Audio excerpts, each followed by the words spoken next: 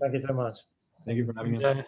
with that, we are ready for our final talk of the day. I am super excited to be welcoming our next speaker. And in anticipation of this last talk, we've seen a really big surge in the number of live audience viewers. So to anybody who's joining in, just want to remind everybody that this is a live chat and a live conversation. So if you have any questions for our next speaker, you can ask them out in the chat and we'll relay them to Vitalik after the talk finishes. So if you're tuning in right now, be sure to log in, say hi, and ask any questions, and we'll be able to relay those questions directly to our speakers. So that said, I am super excited to welcome our next speaker. The next speaker is Vitalik Buterin. Vitalik is going to be talking about what happens after the merge. We've been on a long road from ETH1 to ETH2, but let's talk about what's next. Welcome, Vitalik. Thank you, Kartik. Are you hearing me okay? Everything is great. Okay, great. Then I am going to just turn on my slides and we'll get straight into talking about fun stuff. Okay, share. Okay, what's the second word? Happens. Okay, and what's the second word now? Weave. Excellent. Okay. No. Thank you very much for doing the check, Kartik. Right here. All right. So I guess I'll just start talking. So far we've had a lot of excellent presentations about the process of the merge, about all sorts of things, kind of having to do with the merge, around the merge. But today, or right now, I wanted to kind of finish off by going a bit into the far future. So where is Ethereum going from a technical perspective after the merge? So this is a kind of quick diagram of the roadmap that we know so far, right? So we have the execution layer. Currently, it's a proof of work chain, but the proof of work part is going to be removed at some point fairly soon. And then we also have the proof of stake consensus layer, which also exists as of December. The Berlin hard fork already happened. The genesis of the proof of stake side already happened. So next up, we have the Altair hard fork on the proof of stake side and the London hard fork on the execution side that's going to introduce our beloved 1559. And then after that, there's a possibility of a feature fork, maybe a bit before, with like one EIP, either before the merge or after the merge. The core dev calls are still discussing this, but much smaller than, like, say, if a 1559, for example. But the next big thing is just the merge itself, right? And the merge is this kind of big topic. Then there is the question of, well, what happens after the merge, right? So after the merge, basically the execution layer is no longer an independent chain. The execution layer is a thing that lives inside of the chain, and the chain is run by the proof of stake consensus layer. So once that's done and proof of work is behind us, where do we go from an Ethereum consensus layer point of view from there? The first big thing that we'll need to have is a post-merge cleanup fork, right? So basically the idea here is that we've rearranged the roadmap so that the merge is done in this very minimalistic and simple way, where you basically just kind of take the existing proof of work chain, strip out the proof of work, and then just make it live as a chain inside a chain inside of the proof of stake chain. But it's like a very no frills merge, right? So like, for example, the ETH1 voting data mechanism continues to exist, even though the chain is basically just voting on the chain, which is completely stupid because, well, the chain knows the history of the chain, right?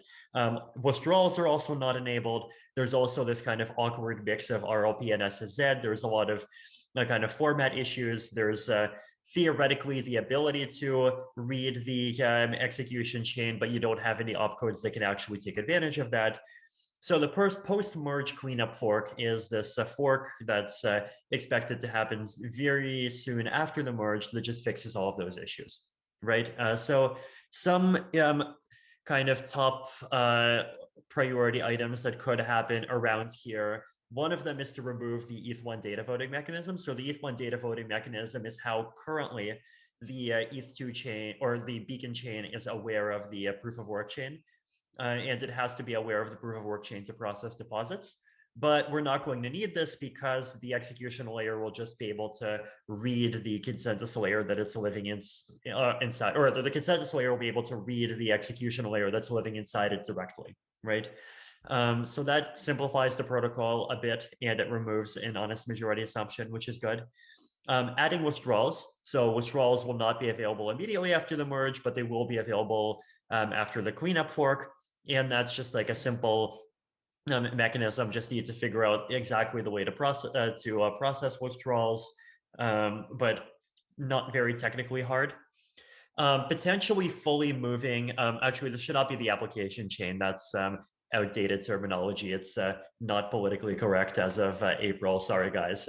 Fully move the execution chain to SSZ. So RLP and SSZ are these serialization formats. The existing Ethereum execution chain runs on RLP. The Beacon chain runs on SSZ, and SSZ is like, in my opinion, as the inventor of RLP is kind of trash and SSZ is better. So it's just more convenient. It has these really nice properties in that you can prove Merkle paths going into SSZ objects that are inside of SSZ objects very easily. It doesn't require any kind of weird dynamic positioning for most things. So it has these nice properties, and the way that the merge will work is basically that the execution block that is embedded inside of a Beacon block is going to have transactions, and those transactions will just be blobs, right? And they'll still be RLP. Now, you can't change them immediately because the format of the transaction really matters, because the thing that is signed in the transaction signature is a serialization of the transaction. And so if you change the serialization, like unless you add some awkward backwards compatibility layer, you like it just that sort of like reformats the transaction when you're checking the signature. Like it's just, you just want to have a new transaction format, and that's something that what needs to be added later, right? And this would be a good opportunity to kind of clean up transaction formats a bit, add something that supports access lists, supports the chain ID in a very kind of nice and native way, supports EIP 2929 stuff, potentially supports account abstraction related stuff, just supports everything that we know transaction formats need to contain. And eventually all of the previous transaction formats can be retired. Beacon state access opcodes. So opcodes to access the state of the Beacon chain is also something that's important. So they're basically things like a RANDAO opcode to, or potentially remapping an existing opcode to RANDAO so you can access the RANDAO value inside of the chain. And that can be used by applications for on-chain randomness. Also, the Beacon block root opcode, so a block hash opcode that actually points to a Beacon block. And this is nice because it allows the chain to be aware, or it allows things in the execution layer and applications to be aware of what's happening in the consensus layer. It also allows them to be aware of history. You can prove history more easily. And it's important for when we add sharding, because you have to prove that some shard data blob actually got included. And then the last thing is this kind of somewhat controversial thing of agree that we need to agree that the client at some point, but hopefully clients just stop trying to download the pre-merge proof of work chain, right? So at some point, like I think it's a good idea to break the invariance that the base Ethereum protocol is responsible for trying to, or for giving you the entire history all the way back to Genesis. And the first simple step to that is to just like at some point agree that we stop kind of providing the proof of work chain before the merge as part of the protocol. And if you want that stuff, then you can go to the graph, or you can go to some other protocol that someone comes up with, right? And it'll always be possible to access history, but it would just kind of stop being the responsibility of the ETH protocol that's mandatory for consensus nodes. So then, right, no, apologize again for calling it the application chain in my writing. It's called the execution chain now. So that's the first big thing, right? It's not very kind of featureful, not very sexy, but cleanup has to be done, and like it is sort of the technical debt that has to be paid once this accelerated merge is finished, and the reward is that the merge can come half a year earlier, and the ecosystem can save like potentially many billions of dollars in resources from just moving over to proof of stake more quickly. So after that, sharding, right? So for those of us who have been around in the Ethereum ecosystem a bit longer, you'll probably remember that the original plan was actually to do sharding before the merge. But now, because we're prioritizing the merge, we want to do sharding after the merge, right? And so of course it'll be developed in parallel, but it'll likely actually be implemented and turned on at some point after the merge is done, just so we have a bit of separation, and we can kind of we don't want to do all of the potentially dangerous things at the exact same time. You want to do first one and then the other, so that developers can kind of pay attention and focus. So sharding, as we've been talking about for a year, starts off as being just data sharding, so no execution on shards. Instead, the shards are blobs of data, and the reason we care about having blobs of data is so that those blobs of data can be used by rollups, right? So 64 data shards on each shard, targeting, I think, an average of I forget if this is an average or the max, but like either 250, an average of either 256 or 512 kilobytes in a shard block per 12 seconds. And then the security of the shard blocks will start off being committee-based. So just a randomly selected committee will vote on it, and if it signs off, it's accepted. But then over time, we'll add higher levels of security with things like proof of custody, and through this big thing called data availability sampling. And at some point, we also want to, or potentially even immediately, have staggered shard blocks. So you don't want the block of every shard to come at the same time during a slot. You want, say, shards 1 to 10 to come early in a slot, shards 11 to 20 to come later in a slot, and then shards like 60 to 63 to come near the very end of a slot, and have some way of some incentive mechanism to ensure this actually happens. And so rollups that are willing to kind of walk between multiple shards will basically be able to just like keep on using these new rollup blocks immediately as soon as they come, and they'll be able to have the walk times that are much faster than the 12-second kind of tick time of the beacon chain itself, right? So this is kind of currently the most promising potential strategy for basically making the ETH2 system and rollups on top of ETH2 kind of have initial confirmation times that are competitive with more centralized chains, basically, without actually incurring the risks of being centralized. Data availability sampling. So this is this really important security technology for sharding, where basically the goal is to have clients verify data availability guarantees in this probabilistic way. And the goal of this is to allow clients to detect data availability failures or reject shard blocks that are not available, even if the honest majority assumption for committees is broken, right? So this sort of preserves the property that we're used to with Ethereum as it is today, and with Bitcoin as it is today, that basically says even if there is a 51% attacker, they can revert the chain, but they can't like force you to accept invalid or unavailable junk, right? And in a sharded system, we want to maintain this invariant, but obviously without requiring every client to personally download and check everything. And data availability sampling is this lovely and wonderful technology for actually doing that.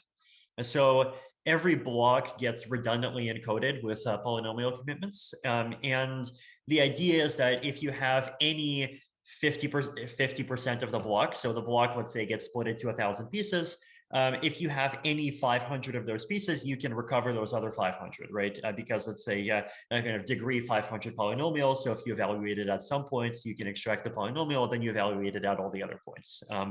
if he wants to know more of the fancy math, like this has been written about in I think even the post on DAS on notes.ethereum.org that actually contains this picture. And then once you have this mechanism where you only need half a block to be available for the entire block to be available, you can randomly sample to check that enough of the block probably actually is there. So a lot of work has gone into this. A lot of thinking has already gone into some kind of starting some prototypes, coming up with optimized algorithms for polynomial commitments, thinking through the shard or the peer-to-peer network design. But it is still lower priority than just the merge and sharding, because we do recognize the kind of urgent need for security, or sorry, for scalability, and the need to just get users, we get some kind of scalability in the hands of users first, and then kind of push up the robustness of the system second.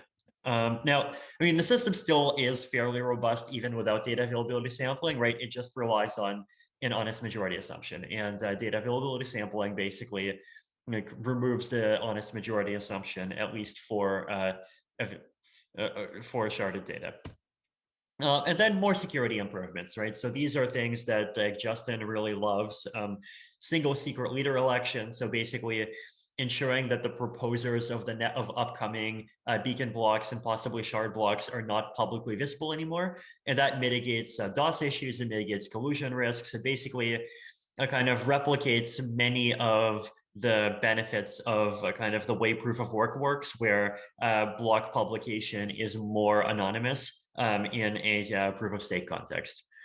VDFs, verifiable delay functions. So these, once again, Justin has talked about these a lot. Basically, verifiable, kind of more very secure randomness for choosing committees. So committees become more difficult to attack, which in practice means that the security of the system goes up from, or your ability, you can rely on the committee like before VDFs if, say, more than 70% of nodes are honest, but with a VDF that requirement might go down to, I don't know, somewhere around like 57%, maybe 60%.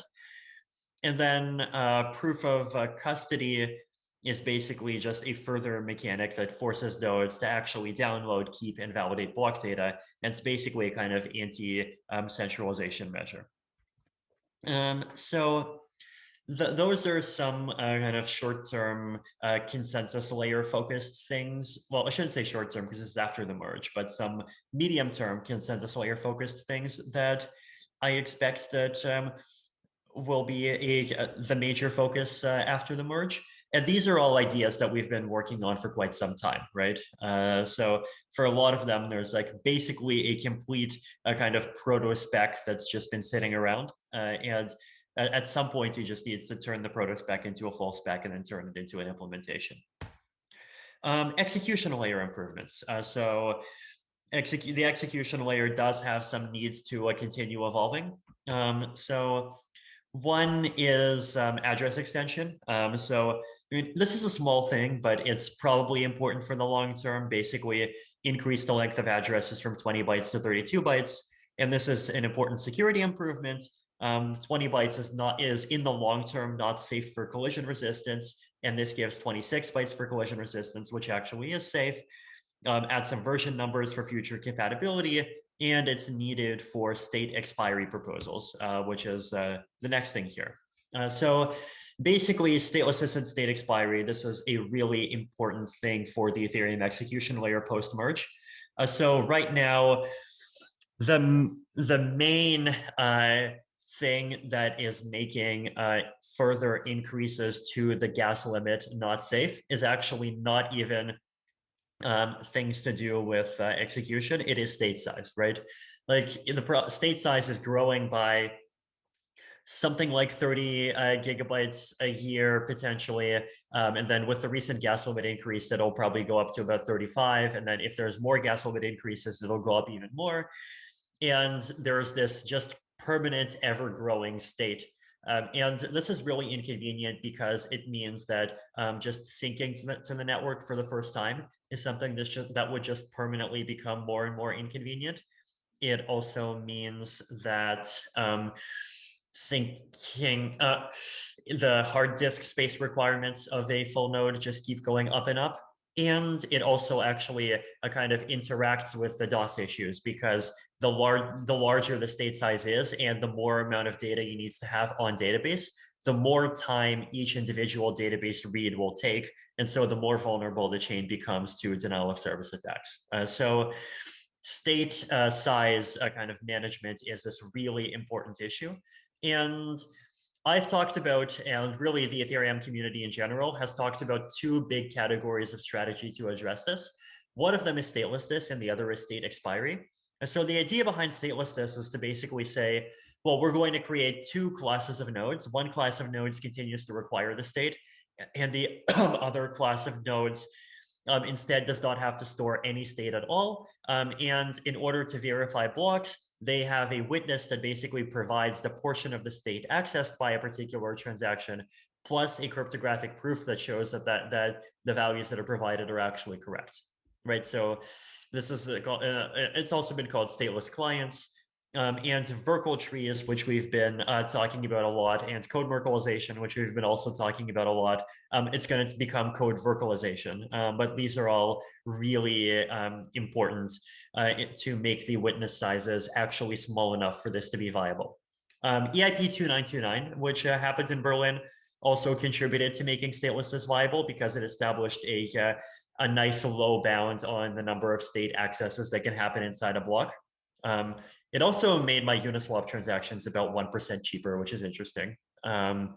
So if you have a DApp, there's a chance that it got 1% cheaper, because, and there's a chance it got 1% more expensive. But I think a lot of things did, especially more expensive things, did end up getting slightly cheaper, which is interesting. But basically, it was a reworking of gas costs that just ensured that there's this bound on the number of storage reads, which means that there's a bound on the witness size. And so like there isn't a risk that there's going to be blocks where just the size of a witness is too big to propagate to everyone in time.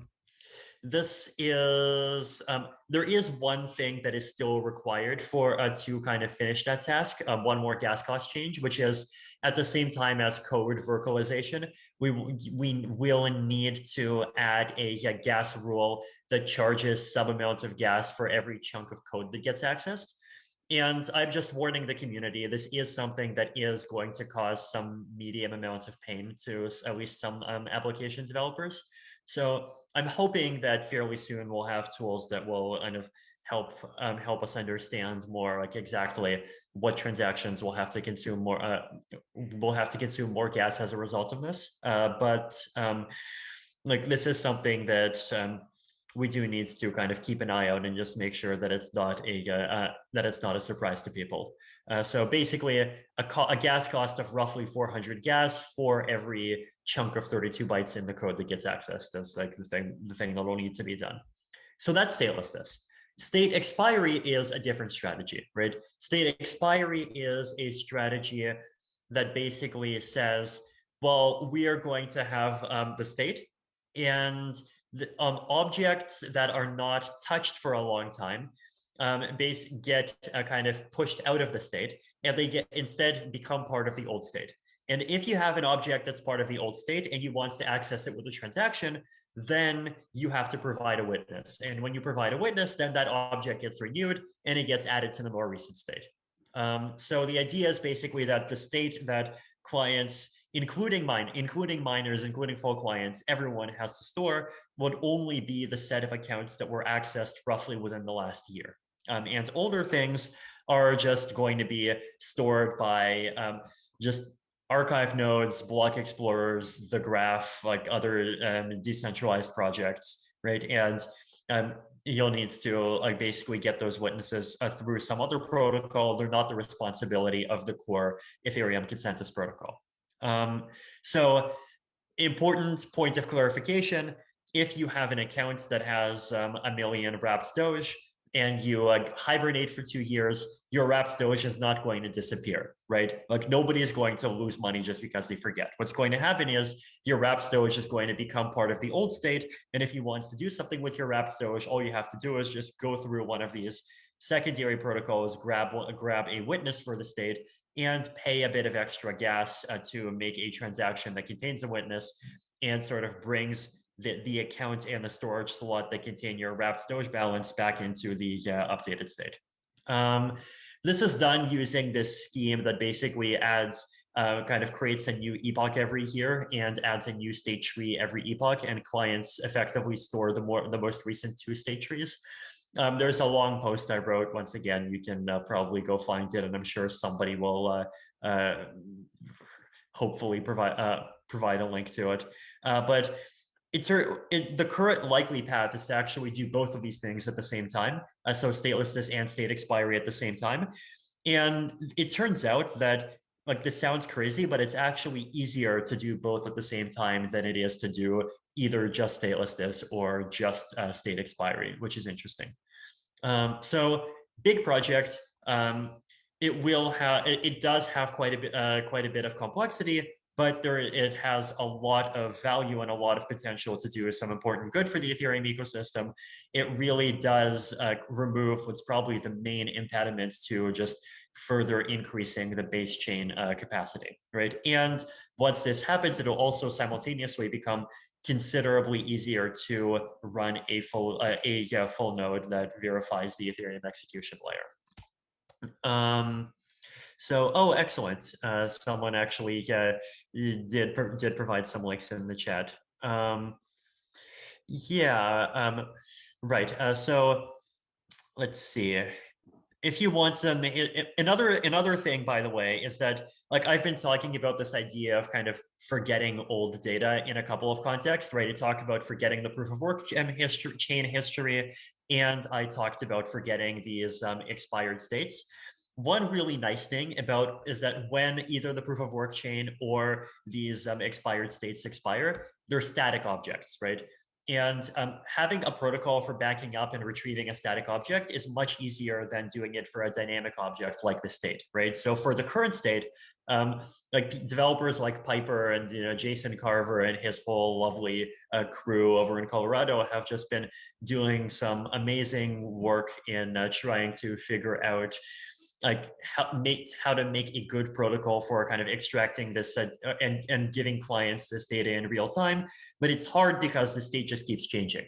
But older states and the proof of work chain history, they're just static files, right? Like once they become old, they're just fixed things and they never change. And what that means is that you can just like potentially even stick them on BitTorrent, right? You can stick them on one of a whole bunch of archiving solutions. And so I actually don't expect like archiving and extracting from archives and even doing that in a fully decentralized way to be a problem. Right, I saw 2 maybe dumb questions from NN. When will the merge go live for the public? I mean, like from what optimists are saying before the end of the year, pessimists are saying after the end of the year. But I mean, I think we don't want to give kind of good like really precise numbers, especially until the whole Rainism thing ends. And we kind of have our learnings from that. If everything is open source, how does the team protect from other groups just copying everything and building their own centralized business? I mean, if other people want to fork Ethereum and make a centralized version, they're perfectly free to. That's actually happened multiple times already. I'm not worried. Like, I think the Ethereum ecosystem's kind of main value proposition is the decentralization and the ecosystem and the public legitimacy that comes with the ecosystem. And the technology is important, but the technology, like the role of the technology is just to be good enough to actually make sure that people are able to do all of these things that that they want to do, right? Like if someone comes up with copies the technology and then builds 5% better technology, it's not like everyone's just going to move to them. Okay, so some more execution layer things. Account abstraction. So this is like one of my personal big favorite kind of pet projects, of course. So basically moving away from requiring every transaction to start in an ECDSA wallet, or sorry, in an externally owned account which runs on ECDSA, and allowing transactions to start by just being calls to contracts. And this has a lot of benefits. One of them is that multisigs can become simpler because a transaction can just go directly into a multisig, and the multisig itself can pay for gas without this complicated scheme where the transaction goes into an EOA, then the EOA pays for gas, then the EOA calls a multisig, the multisig refunds the EOA, and then the EOA needs to hold some ETH. And what if gas prices go up by a factor of 10 and it does, and so the EOA is not holding enough ETH, then you're stuck. Like basically getting rid of this and moving to this future better world where multisigs and social recovery wallets, which I'm a big fan of, and all these other things just work as efficiently as regular accounts. There's multiple paths to this. So EIP 2938, this EIP that myself, Ansgar Dietrich, and some other people have worked on a while back is one example of a path. Another example of a path is to just rely on flashbots. So flashbots can create a system by which they detect these transactions that are just zero gas price direct calls to an EOA. That's just a forwarder to a contract. And if they just decide that the transaction will pay a fee, then they could just put it in a bundle and miners will accept it.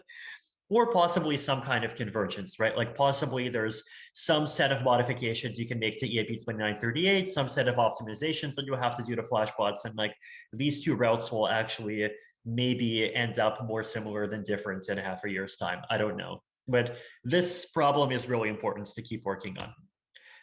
EVM improvements. EVM-X is a big one that I'm personally excited about, just modular operations going to 384 bits and above. This is really good for cryptography.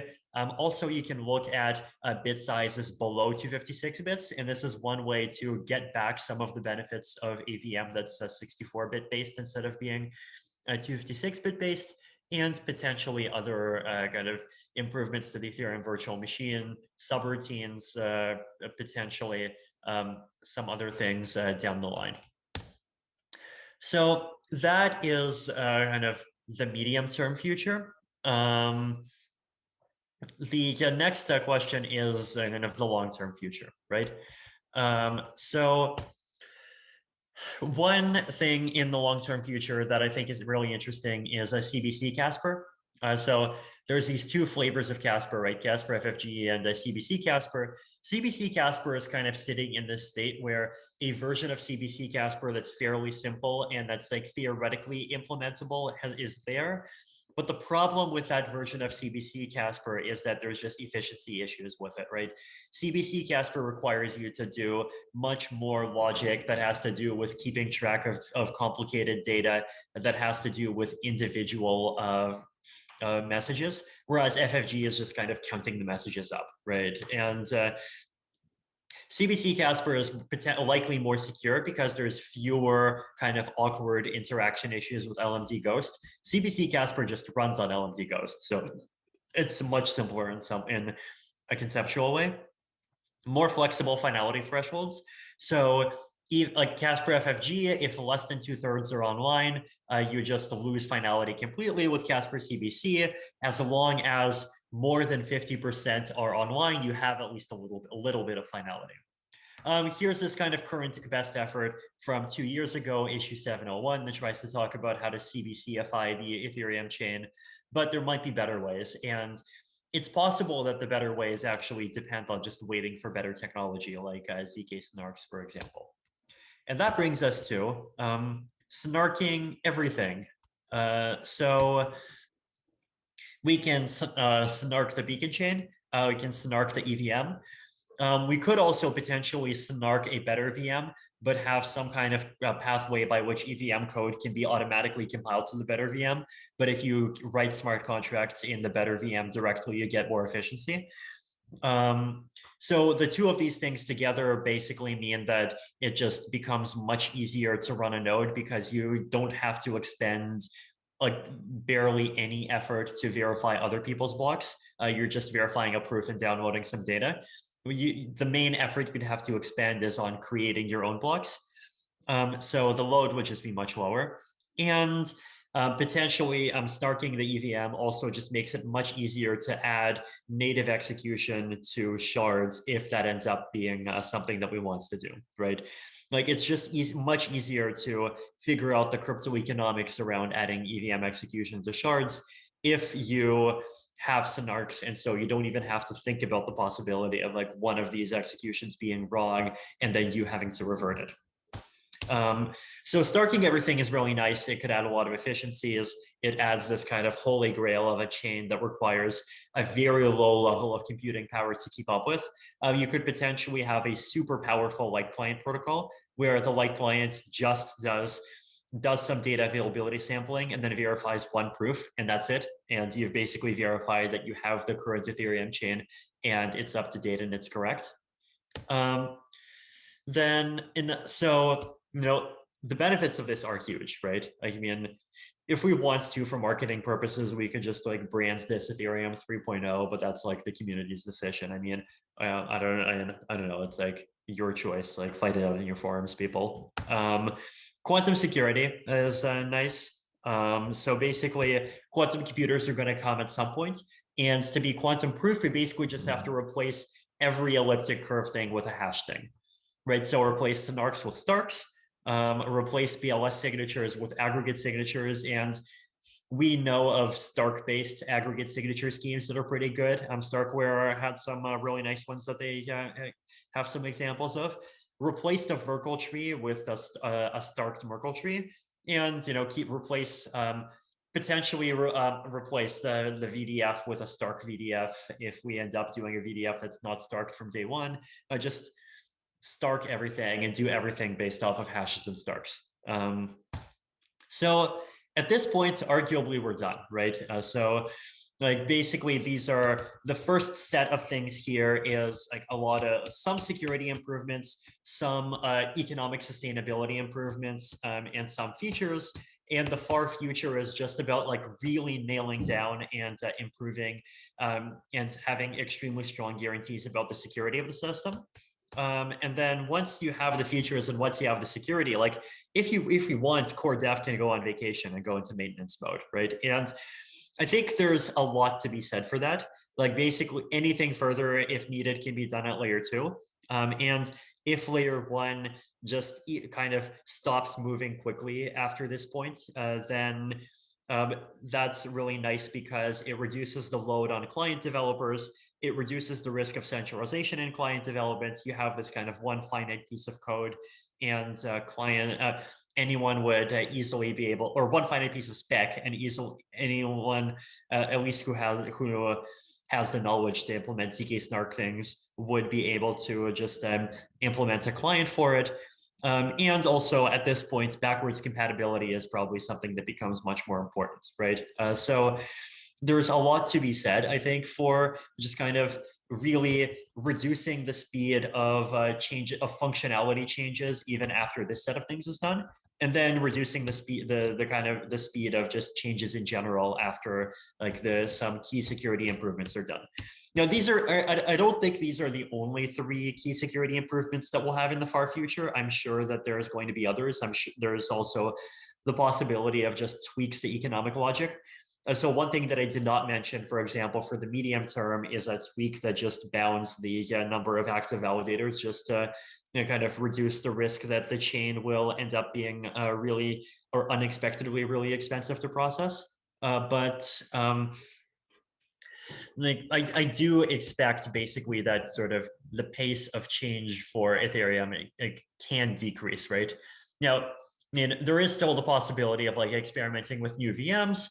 And if we want, that's something that can be done at protocol layer, but that's also something that can be done at the rollup layer, right?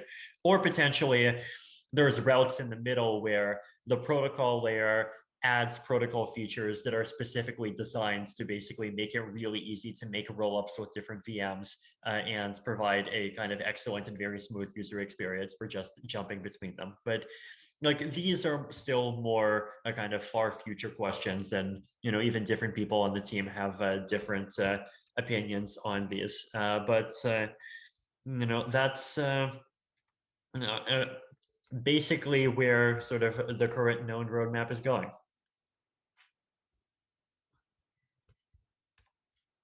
Um, hmm. Well, Yeah. thanks for So talking. Go yeah, ahead. again, if people have questions, I'm happy to answer them. I'm also happy to scroll through the chat box. We'll do a bunch of moderation. So we have a list of questions that have not been answered yet, and thank you so much Mhm. for kind of dropping this whole list of amazing things that are upcoming in the future.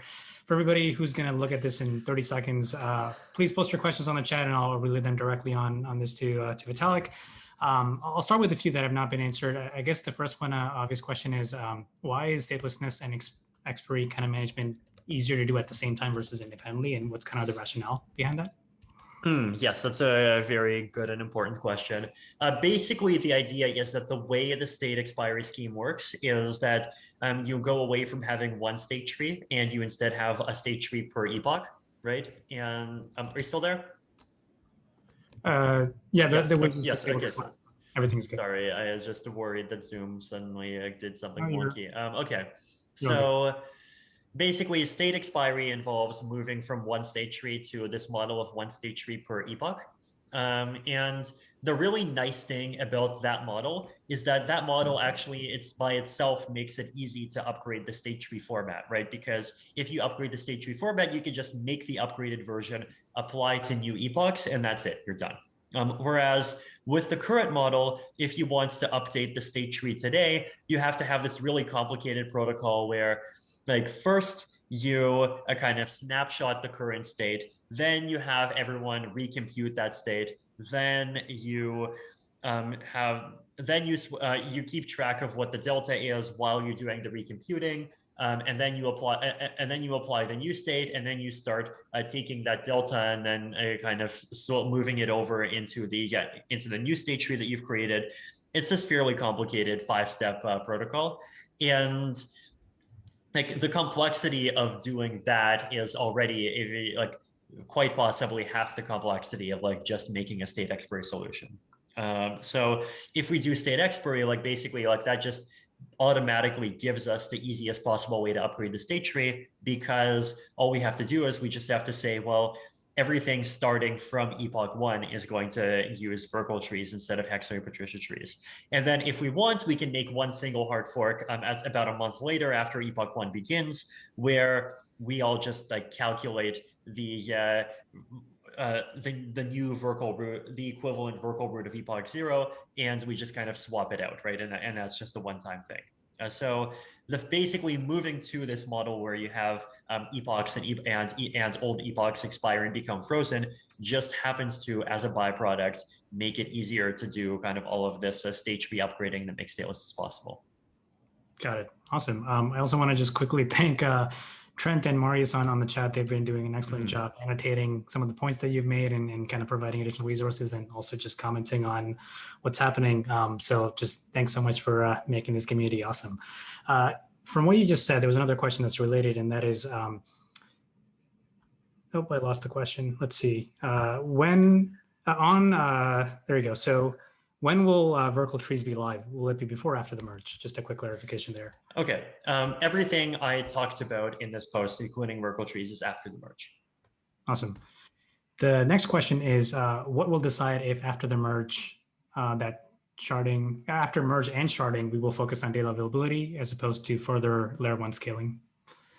Okay, basically the reason why we're doing this data availability centric sharding roadmap is because, well, first of all, rollups are just like the scaling strategy that's the closest to being released. Like they have uncertainty, but everything else has even more uncertainty.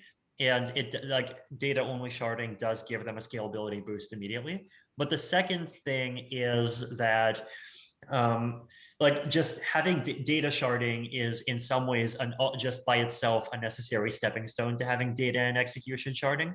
Like in order to solve the problems that you have to solve to have data and execution sharding, you have to first solve the problems that have to do with data sharding, and then on top of that, you have to solve some extra problems that are execution specific. So it's on the way anyway, and so it's just obvious that this makes sense as the short-term goal to focus on.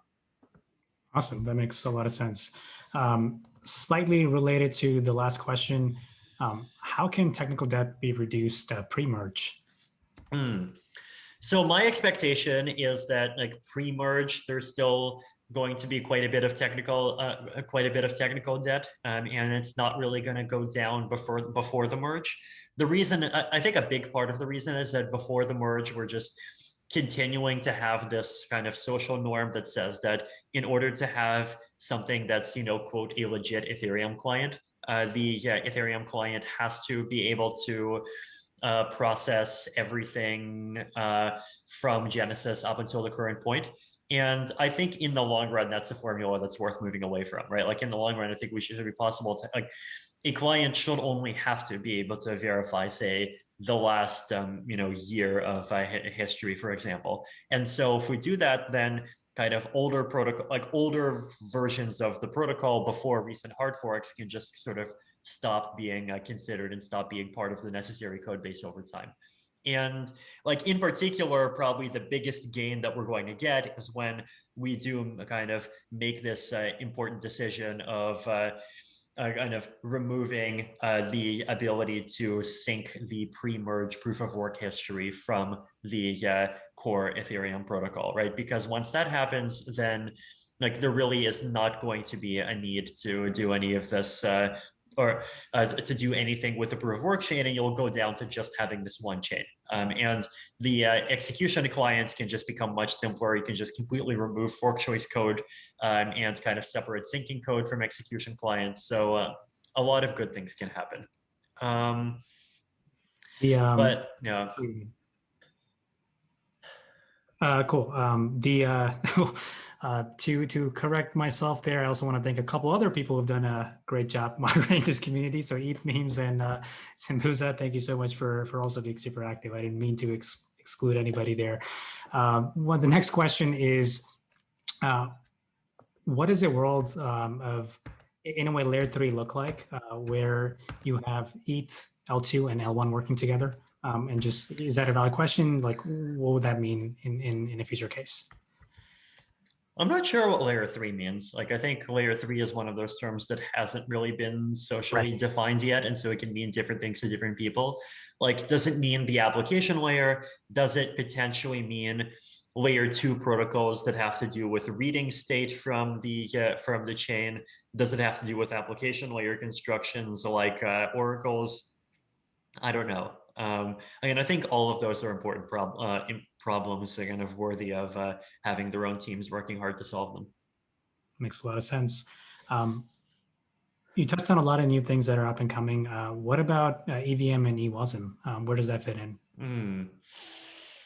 Right. So my personal opinion is definitely that like I personally have become less interested in EWASM over time. I think a big reason for this is that my excitement for EWASM initially was about the possibility that, this is this advanced VM that has a lot of existing professional work going into making optimized implementations, and they can even be compilers instead of being interpreters, so they can be super fast and you can implement cryptography in them, and you don't need pre-compiles anymore. But the research since then has shown that that's not the reality. Right. And the reality is that like the EVM or the EWASM compilers all have worst case bugs where you can make worst case code that attacks them and it makes them very slow. And interpreters are not that big an improvement over the EVM. And also that like it's possible to extend the EVM and improve it to make it basically good enough to do cryptography or to do a lot of cryptography with maybe a 2 to 3x penalty with things like EVM 384 or the thing, or I guess it's being renamed EVMX now. And so that path is looking better. The realistic kind of a long-term VM upgrade possibility is like this idea that I mentioned, where in the long term we can make this VM that's more explicitly snark friendly. And that could be a time during which that EVM can introduce some more features that kind of take advantage of the ability to do faster execution without bothering with 256 bits for everything.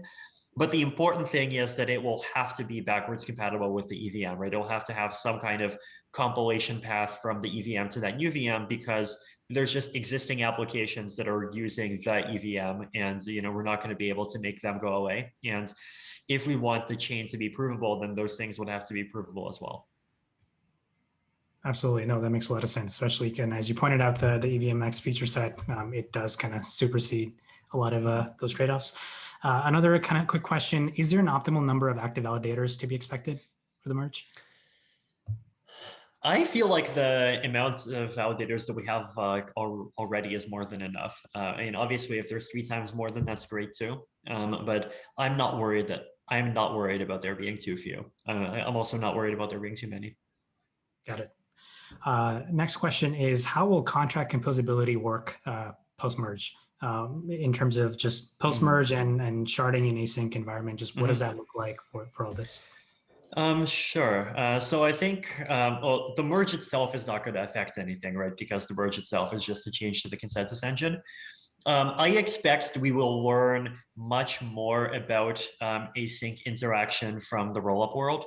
The rollup world is really starting to come online this year, and we already have Loopring and Zeek Async and Diversify, and we're going to see Optimism and Arbitrum, and I believe Stellar has some rollup thing as well. So like there are going to be applications on each of these systems, and there's going to be a need to have interoperability and the ability to jump between them easily.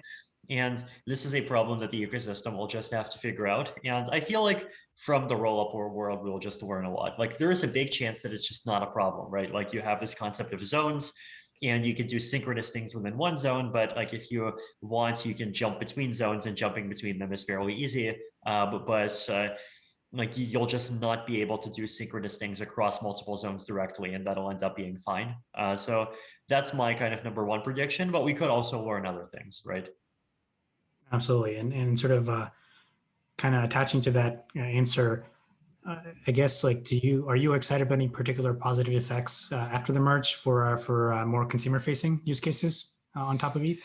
I'm excited not so much for the merge, but more for in that case, but more for rollups and sharding. The reason I am excited for rollups and sharding is basically that rollups and sharding have are going to increase scalability, and so they're going to massively reduce transaction fees. And the massive reduction in transaction fees is something that we are going to need to enable non-financial applications, right? There's a lot of really exciting non-financial applications.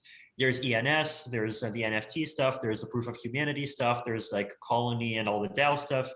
But for those things to run, transactions just have to be significantly cheaper, and 2 orders of magnitude cheaper. And rollups will provide that, and sharding will provide that even in the context of a much larger community and much higher demand.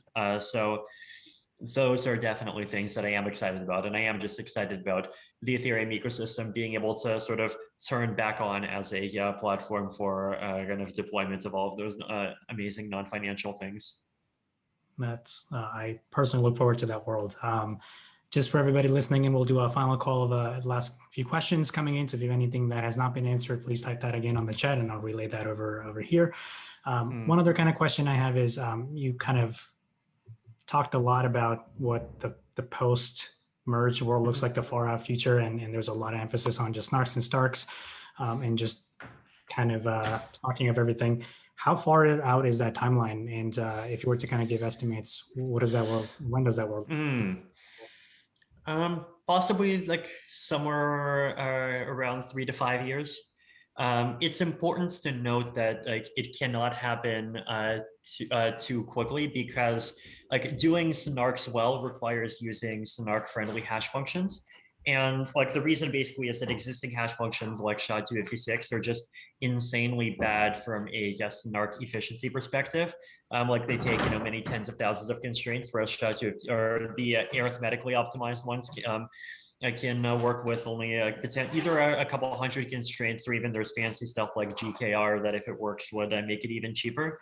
But these fancy hash functions require some amount of time in order to just be de-risked and like academically tested and cryptanalyzed and all of that stuff. But once we have that, and once we have just better start technology, another thing is that just making a snarked version of the EVM is just this complex kind of engineering task, and probably a research task, and that's just something that'll take a lot of time to do.